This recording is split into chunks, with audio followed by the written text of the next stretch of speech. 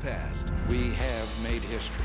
Science leads to some very worrisome questions. I'm Celeste Headley. And I'm Masoud Olafani. Join us and commentator Andy Borowitz as we provide a deeper understanding of the issues that shape our lives. Coming in October to Arizona PBS. From the Cronkite Studios in downtown Phoenix, this is Cronkite News. During last night's Democratic debate, candidates weighed in on a question that hasn't been asked on a presidential debate stage in 20 years. We'll tell you what it was and how they reacted. Plus, a look at how Arizona is making things easier for people to take part in the 2020 census and bring more money into our cities. And with a shortage of foster families across the state, we'll explain what it takes to help out. Cronkite News starts now. Good evening and welcome to Cronkite News on Arizona PBS. I'm Ellie Nakamoto-White. And I'm Anthony Totri. Thanks for joining us. A question about education turned into a discussion about child poverty during the Democratic debate. It's a question that has not been asked at any presidential debate since 1999, according to the Children's Defense Fund. Many of the candidates agreed improving schools and outcomes begins at home. The data clearly shows that 65 to 70% of our students' outcomes are determined outside of the school. We're talking about time spent at home with the parents, words read to them when they're young, stress levels in the house, income. The answer is to put money directly into the families and neighborhoods to give our kids a chance to learn and our teachers a chance to teach. We must invest in the potential of our children. And I strongly believe you can judge a society based on how it treats its children, and we are failing on this issue. A column in the New York Times and even a petition on change.org called for the question to be asked, but it didn't make the cut. Patty Arias with the Children's Action Alliance says this needs to become a part of the national discussion.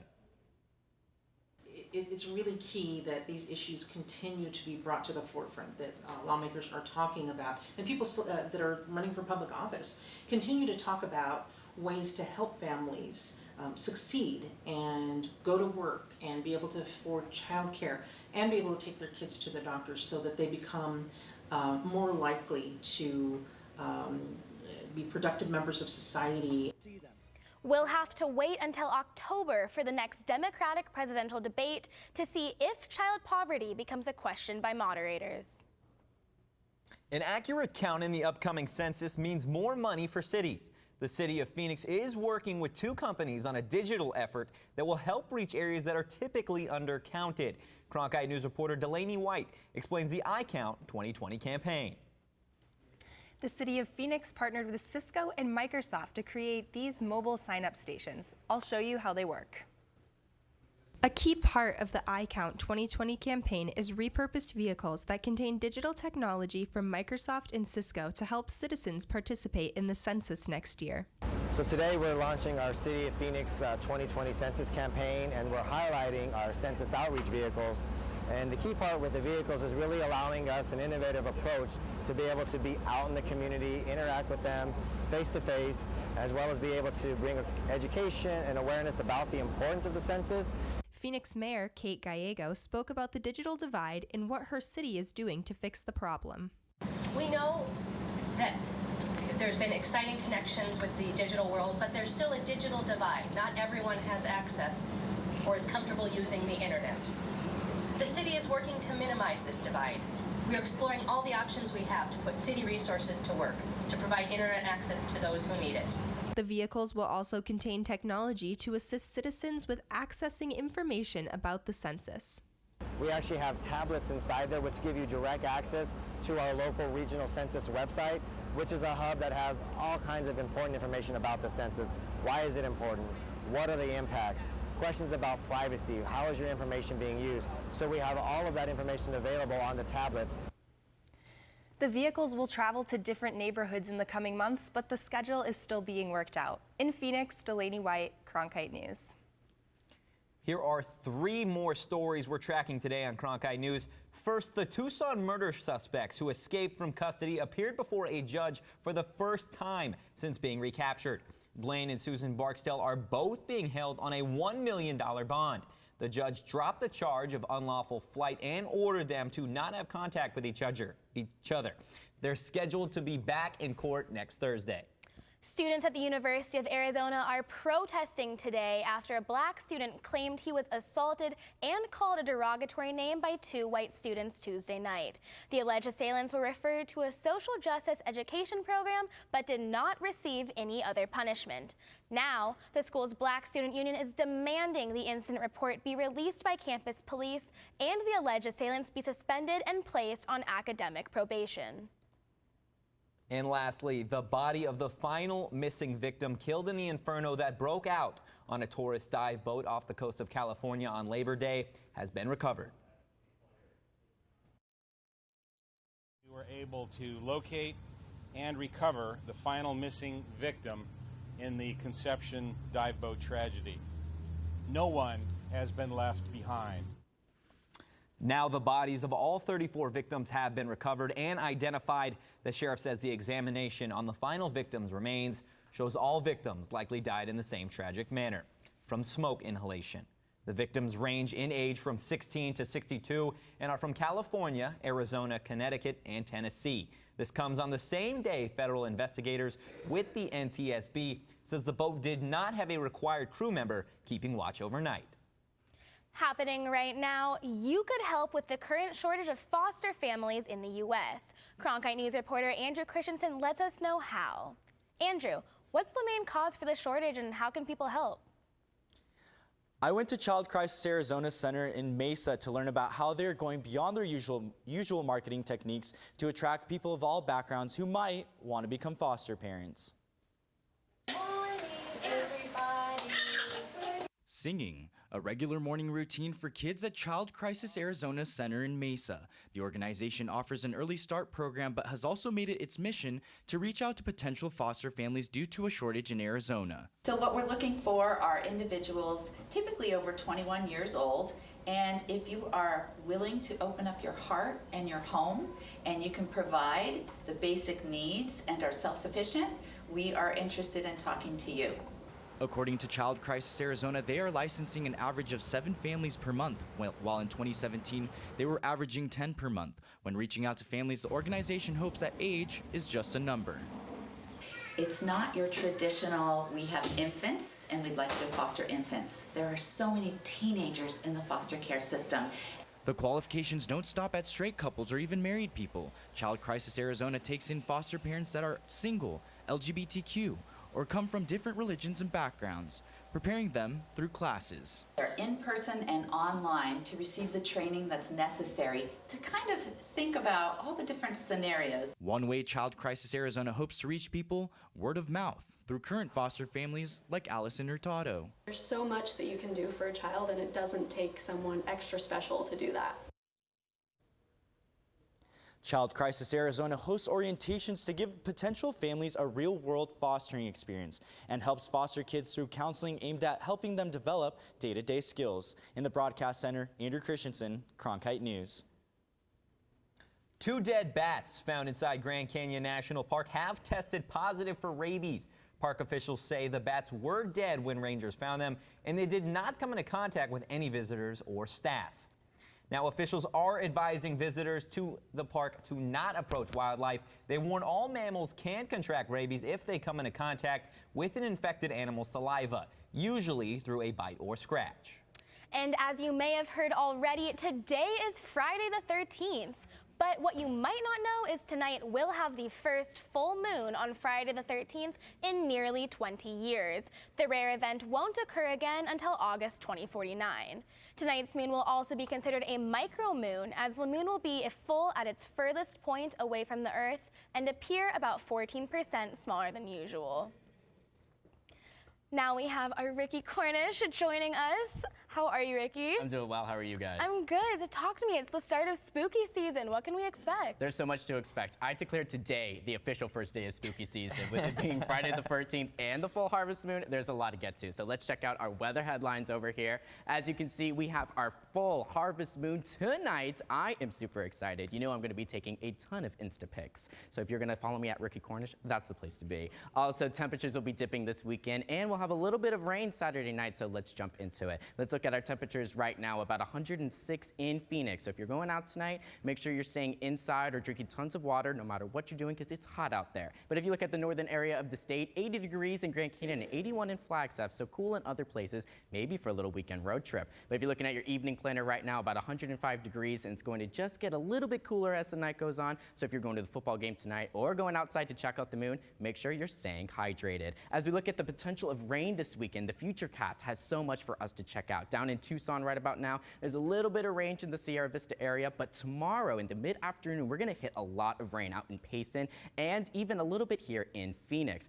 But by the end of the day, it's going to die in the Tucson area. So not a lot of rain, but as we take a look at the rest of our 7-day forecast, PM, we're going to have a little bit of rain chances, but it's still 105 degrees. So make sure you're staying inside. Though we do have a little bit of cloud coverage Sunday and Monday, it's still going to be a hot week. By Friday, 103 degrees and hot and sunny. In Cronkite weather, I'm Ricky Cornish. A group of students at Northern Arizona University is encouraging newcomers to take a whack at their niche sport. Cronkite sports reporter Mackenzie Pavicic went to Flagstaff to get an idea of what logging sports are all about. Come on, guys, come on! Throughout the year, this sound cuts through the tranquility of the Centennial Forest in Flagstaff. It's a group of lumberjacks and Jills at Northern Arizona University. Housed under the School of Forestry, the logging team competes in regional and national events year-round, with their sights set on the biggest competition in the spring. The point of logging sports is kind of to demonstrate the old-time logging practices that used to go on. The program was started in the late 50s and after a short hiatus returned to Flagstaff in 2008. Now, women in the sport are axing gender stereotypes, proving that lumberjacks aren't just men. NAU's team currently consists of around 20 members, and nearly half are women. Oh, lumberjacks, it's only guys. But girls, we're right next to the guys. We chop alongside them, we train alongside each other. It's amazing, I think. There's, numerous women that are far better than any man I've ever seen. I think that's pretty neat to see. Eliana Castro has been a part of the NAU team for 5 years, and she says in that short time, she's seen a growth in women participants. There's quite a bit more now, which is good. Ups the competition, makes me feel like I'm actually earning that spot. Members of the team say they spend most of their free time together. Yeah, we spend a lot of time together. This sport is very time-consuming. There's so many little things that a lot of other sports don't have to do, you don't have to go out and harvest footballs. When you do that kind of stuff with your friends, it really builds kind of a family dynamic. The logging team may not be considered varsity athletes, but that doesn't stop them from representing their school. After all, they are seen as the true lumberjacks of NAU. In Flagstaff, I'm Mackenzie Pavicic, Cronkite News. Coming up next, Cronkite News in Review. We take a look back at some of our top stories from earlier this week. Including our investigation into allegations of abuse by Border Patrol agents in a Yuma detention facility. And the number of states with cases of respiratory illness linked to vaping rose to 39 this week. Reactions from healthcare professionals still ahead. Stay in the know on the go. At Cronkite News, we work hard to report the facts and keep you updated, whether we're on set or on the scene. Taking it from the studio to the field. So I'm here in South Phoenix. In Phoenix, we're just a click away. Follow us on Facebook and Twitter, or find us online at cronkitenews.azpbs.org.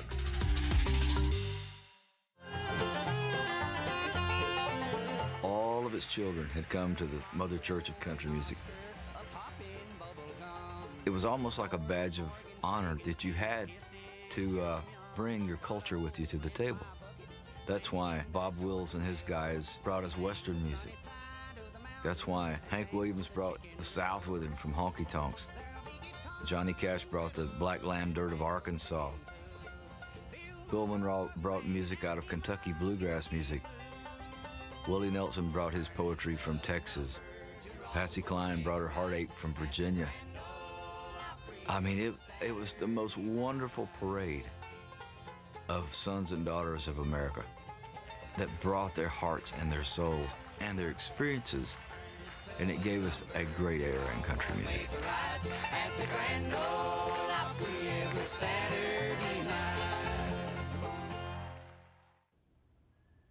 Welcome back to Cronkite News and Review. One of our top stories this week was about a 15-year-old migrant girl who alleged a male Customs and Border Protection officer sexually abused her at the Yuma Border Patrol headquarters. That allegation is one of several that have materialized against CBP officers in different migrant detention centers across the country.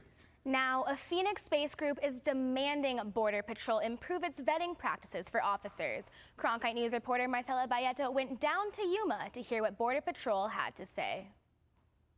As of 2017, 7 sexual abuse allegations have been reported by U.S. Customs and Border Protection. Now, this number is lower than previous years, but the coalition says that change is still needed.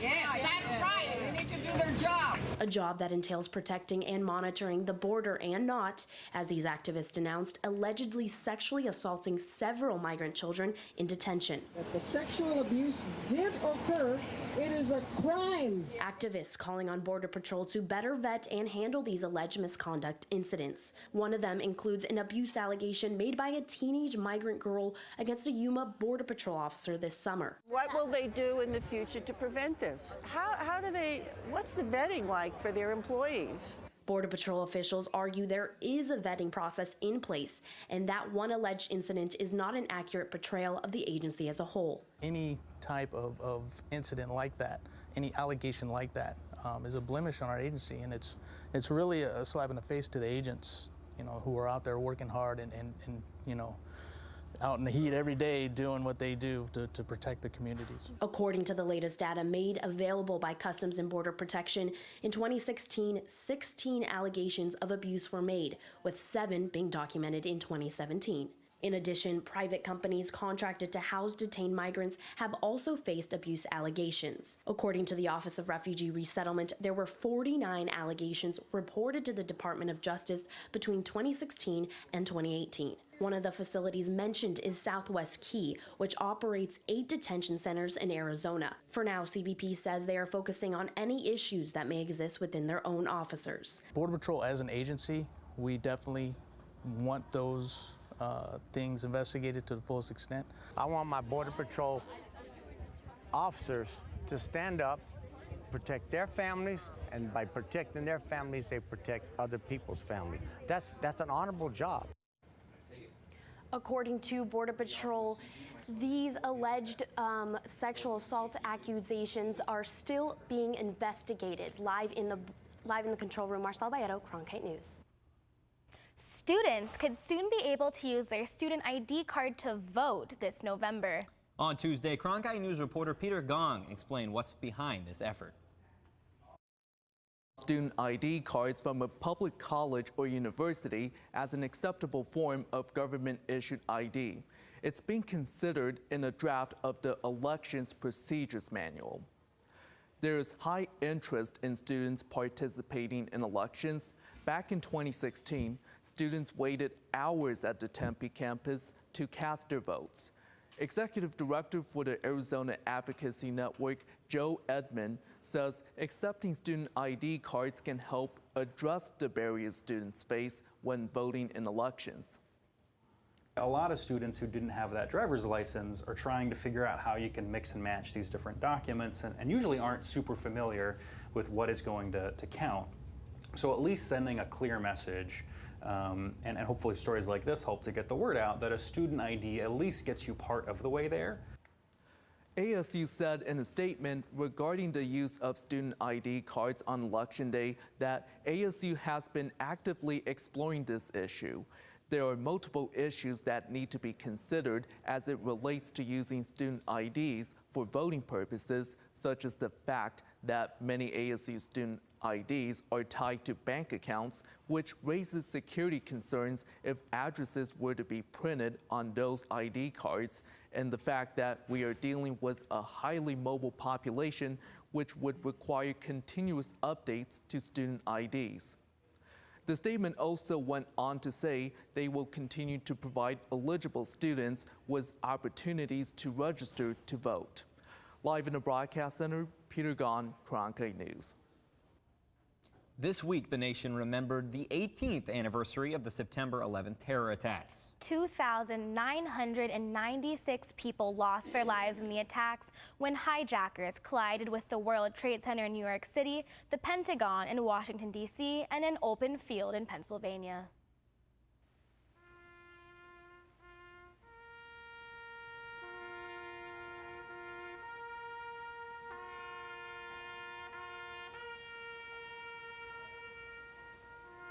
White House officials joined in memorial services across the nation on Wednesday.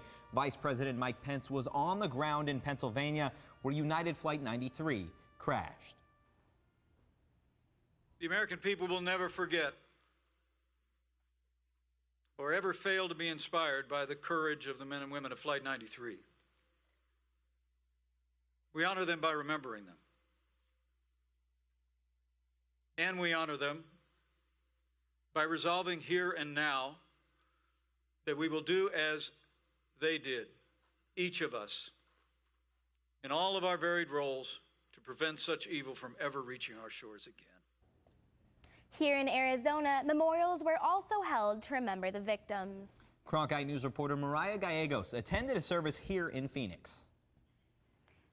I went to the city's memorial service and spoke with people today who remembered where they were and what they were doing when they heard the news of the attacks. Police officers, firefighters, and Valley residents gathered for a memorial to pay tribute to the victims and rescuers of the September 11th tragedy. Many people remembered where they were when they heard the news. My college roommate's father worked in the area of the Pentagon that was hit. I remember the uncertainty as we waited for news about where he was. They also remember the confusion and disbelief. I was leaving campus to go study at my parents' house, and I arrived and saw the second plane hit the tower, and I thought it was a replay of the first plane. Phoenix Fire Captain Kenny Overton says the images are ingrained in his memory. It was a horrific day, obviously, on duty, on site that day. The optimism that we were going to find pockets of survivors, never found any. Bill Canner is a retired captain of the New York City Fire Department. He remembers everything. Went on recovery. The grapplers would pull up large sections months later. Fire would still show. It was quite an effort, cleanup and recovery, and trying to bring closure to family members, both fire, police, and civilian, of the remains of their loved ones.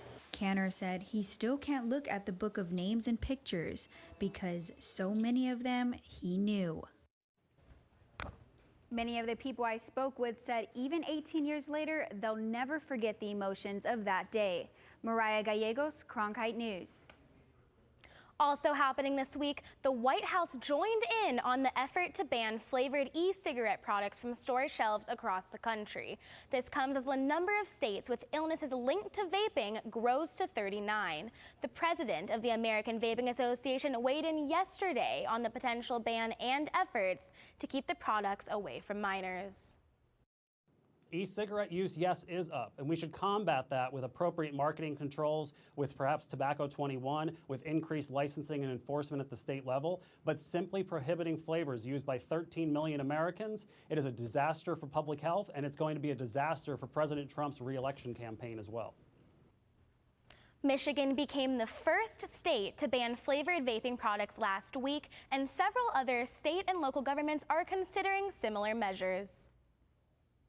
Back here in Arizona, we talked to Valley Health experts about the risks of e-cigarette usage and the tracking efforts for vaping-related illnesses. Cronkite News reporter Jennifer Alvarez has the story. To Will Humble, Executive Director of the Arizona Public Health Association, and he's convinced this is a lot bigger of an issue than it seems, and says that just because our state doesn't have any confirmed cases tied back to vaping doesn't necessarily mean that we don't have any cases at all.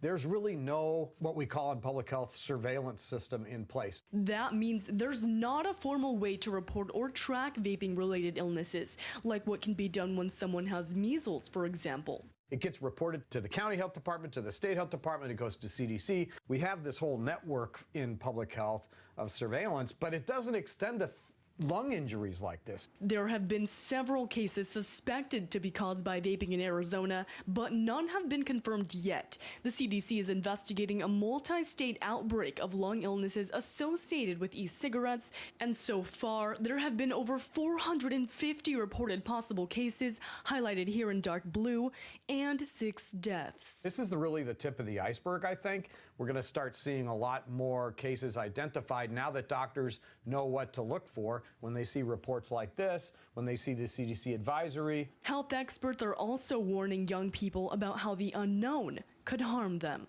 It's really dangerous. You're putting your life on the line. We have no idea what the long-term effects of vaping could be or can be on the lung tissue.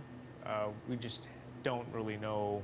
These things are harmful, not just for the lung injuries that we're now seeing, but there is a lot more risk involved with electronic cigarettes and vaping than people really realized. Years ago, when electronic cigarettes first came out, I actually thought that they could be a public health benefit, but what really happened in true life is that the vaping companies, including Juul and others, have been very, very good at addicting young people, and it's going to be a long battle. The CDC has not yet identified an exact cause for these illnesses, but they do say that in all of these reported cases, the person did have a history of using e-cigarette products. Live in the newsroom, Jennifer Alvarez, Cronkite News. Cronkite News is proud to be the news division of Arizona PBS. Here's what's coming up on Arizona Horizon. On the next Arizona Horizon, it's the Journalists' Roundtable. The outgoing corrections director uses the word crisis to describe the state's prison system, and the former Secretary of State is named to the same Justice of the Peace position that her father held for years. That's it for Cronkite News tonight. Thanks for joining us. For top Arizona stories anytime, go to cronkitenews.azpbs.org.